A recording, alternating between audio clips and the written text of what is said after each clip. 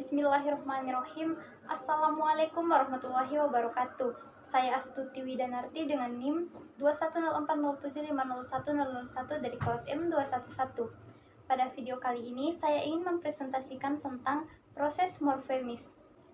Proses morfemis yang pertama yaitu afiksasi, yaitu proses pembentukan kata dengan cara memberikan imbuhan pada bentuk dasar, baik bentuk dasar tunggal atau kompleks. Contoh dari afiksasi yaitu yang pertama, prefiks atau awalan.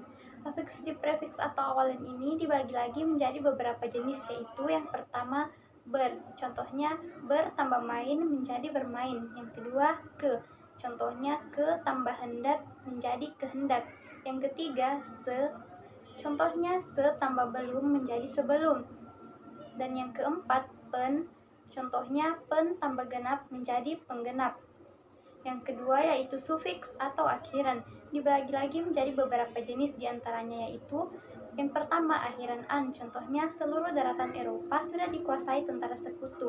Yang kedua akhiran i, contohnya tentara itu menembaki benteng musuh. Yang ketiga akhiran kan, contohnya tolong bukakan pintunya.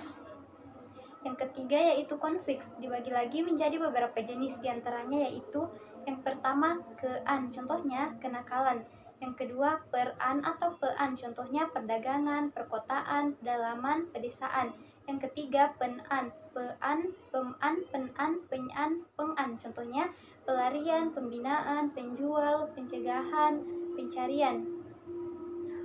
Proses morfemis yang kedua yaitu reduplikasi, yaitu proses pengulangan kata atau unsur kata.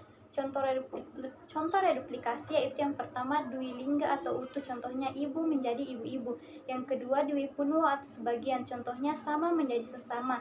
Yang ketiga kata ulang berimbuhan atau afiksasi, contohnya orang-orangan, kuda-kudaan, kemerah-merahan. Yang keempat kata ulang berubah bunyi atau variasi fonem, contohnya serba-serbi, gerak-gerik, lauk-pauk, sayur-mayur. Yang kelima kata ulang semu, contohnya gara-gara, kunang-kunang, cumi-cumi. Yang keenam kata ulang unik, contohnya simpang menjadi simpang siur. Proses morfemis yang ketiga yaitu komposisi, terbagi menjadi yang pertama komposisi verbal. Yang pertama, verba tambah verba seperti menyanyi, menari, duduk termenung. Yang kedua, verba tambah nomina seperti gigit jari, lompat galak. Yang ketiga, verba tambah adjektiva seperti lompat tinggi, lari cepat. Yang keempat, adverbia tambah verba seperti sudah makan, belum ketemu. Yang kedua, komposisi nomina. Yang pertama, nomina tambah nomina seperti kakek nenek, meja kayu. Yang kedua, nomina tambah verba seperti meja makan, ruang tunggu. Yang ketiga, nomina tambah adjektiva seperti guru muda, mobil kecil.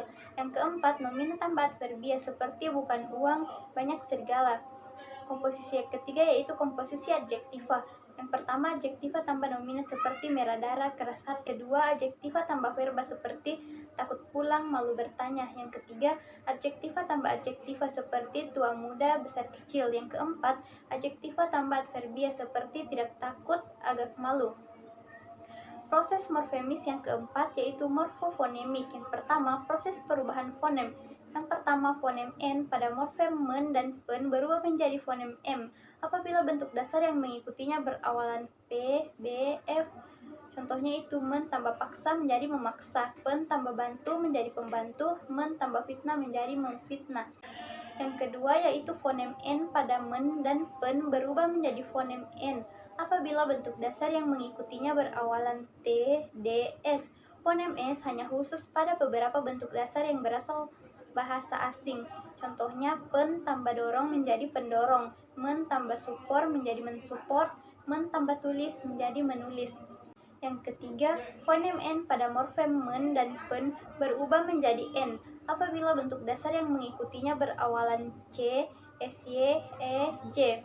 Contohnya men tambah cari menjadi mencari, pen tambah suap menjadi penyuap, men tambah syukuri menjadi mensyukuri, pen tambah jaga menjadi penjaga. Yang keempat, fonem N pada men dan pen berubah menjadi G apabila bentuk dasar yang mengikutinya berawalan K, G, X, H, dan vokal.